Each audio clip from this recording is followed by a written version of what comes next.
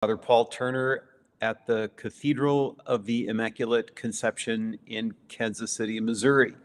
I'm coming you live on YouTube. If you're with me live, there's a chat feature there. You're welcome to engage in any comments along the way that you'd like. I'm going to give you a fuller explanation of the letter I sent out to you all by email and posted on Facebook just yesterday. And already I've got a couple of additions to make to that as well. But let me go through some of the points so you know what to expect. First of all, young adults, you are welcome to board game night tomorrow. If you're interested, you'll find contact information for Colin Lavery in the bulletin and through our website, and just contact him and he will give you instructions on how to go over there.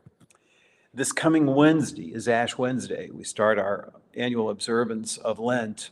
Ash Wednesday is a day of fast and abstinence. So that means fasting by eating less and abstaining by not eating meat.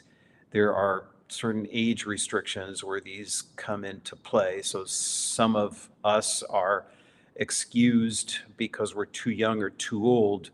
But I do want you to know that with regard to abstinence from meat, there's no upper age on that. So even though I'm beyond the age of needing to fast on Ash Wednesday, I still abstain from meat, as you will too. So hope that you have a good holy day on Ash Wednesday and that you spend part of it with us. Bishop Johnston will preside for our regular Mass at 12:15. I will preside at 6 p.m.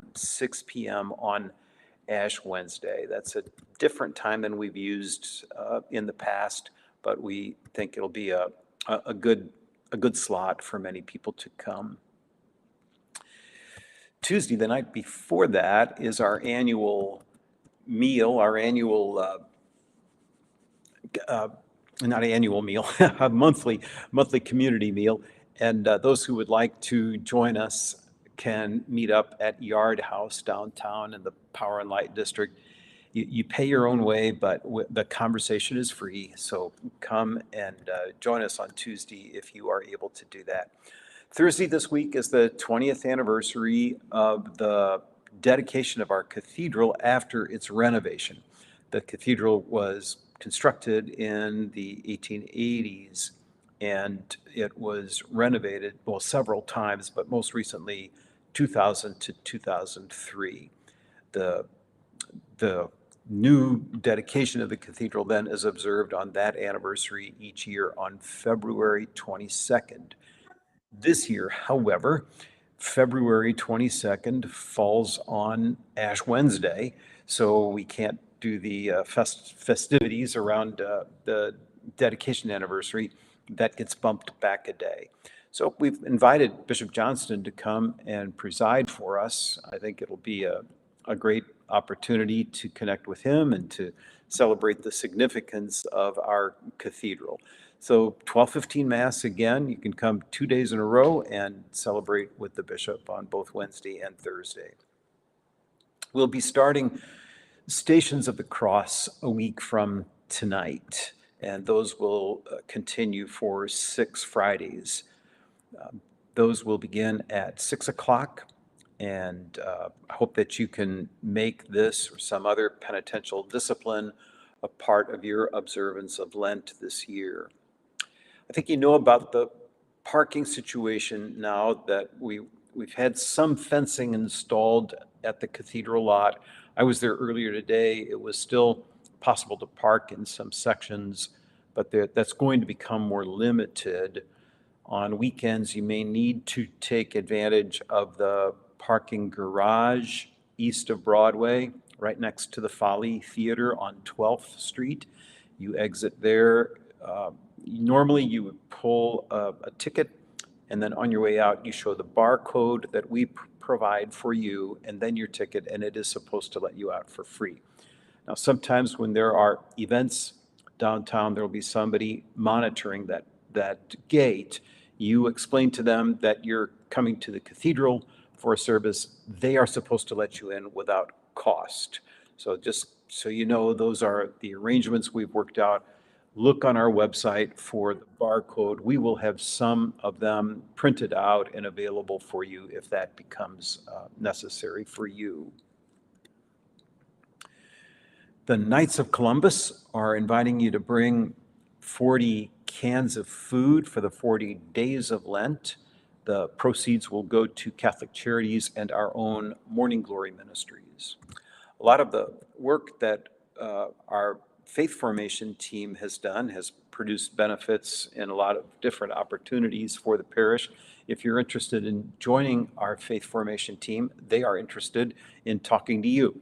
Or if you know somebody you think would be good, contact Michelle in the office or any of us, and we will get you in touch.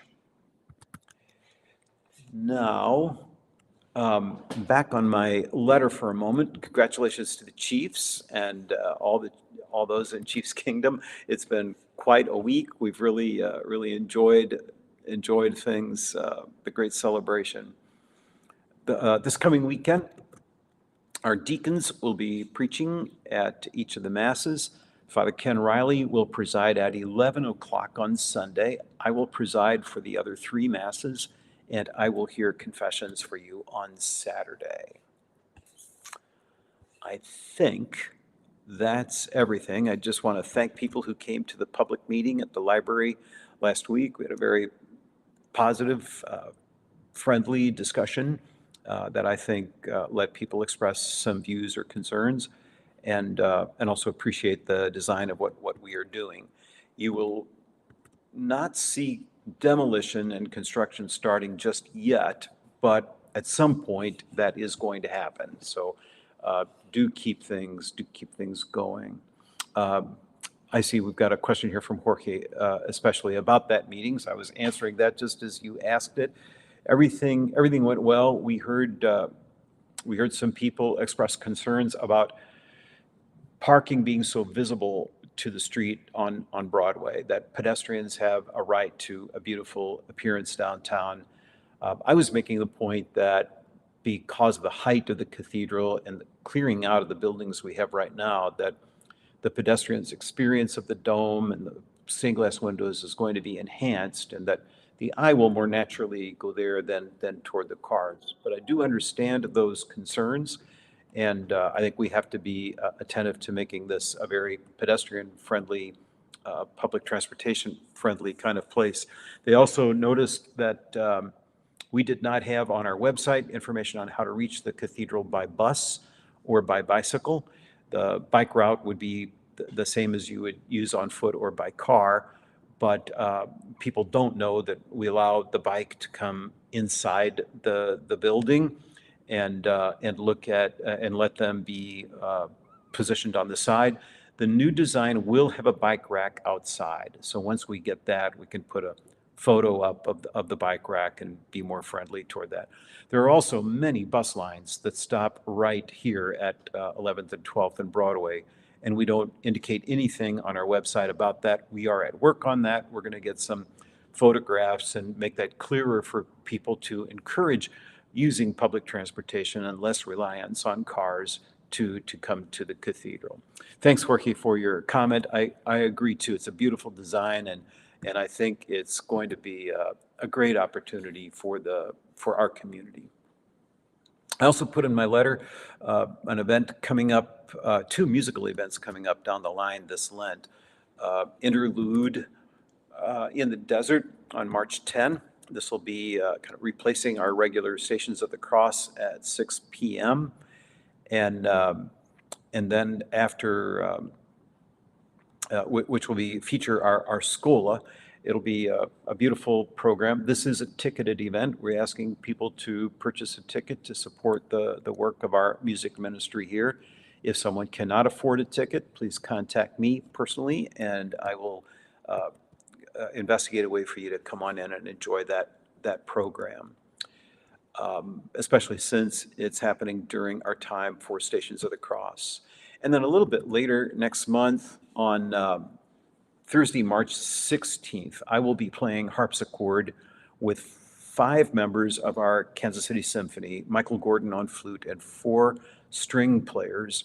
We're going to do an evening of music by Georg Philipp Telemann. Both Michael and I have stories to tell about the Telemann Suite in A minor for flute. And we're anxious to share those with you. And I think you'll find them just fascinating to hear. I think that's it. Thanks to all of those contributing to our annual Catholic Appeal. That's the diocesan appeal. I've told you before that we used to meet our goal every year, but since the pandemic and since the building campaign, people have been giving a little bit more to the cathedral, which I sincerely appreciate. But we also need to support the work of the diocese, which in turn supports the work of the cathedral. We're at 71% of our goal. And if you haven't given yet, you can find links on our website. I think that's all I've got for you. Jorge, thanks so much. I'm glad you enjoyed the Super Bowl parade. Sorry to hear that you are down with a cold. Harpsichord is a beautiful instrument. I'm going to play a few minutes in a program tonight, but you'll hear me do a whole lot more on the 16th. I'm also playing on the 15th in the program, March 15th in the program that Opus 76 will do through Fever Up. That is the Vivaldi Four Seasons. I get to play that night as well. So this time around, you'll hear Mozart tonight for about 5 minutes, maybe less than that, and then a night of Vivaldi in March, and also a night of Telemann in March, all on harpsichord with other instruments. So if you enjoy that, hope you can come and take part in it. Hey, thanks everybody for tuning in. Hope to see you this week. Tuesday is the community meal. It's also Mardi Gras. So for a kid born in New Orleans like me, it's a night to celebrate and enjoy the many blessings that come our way. You are one of my blessings. Thanks so much for joining me.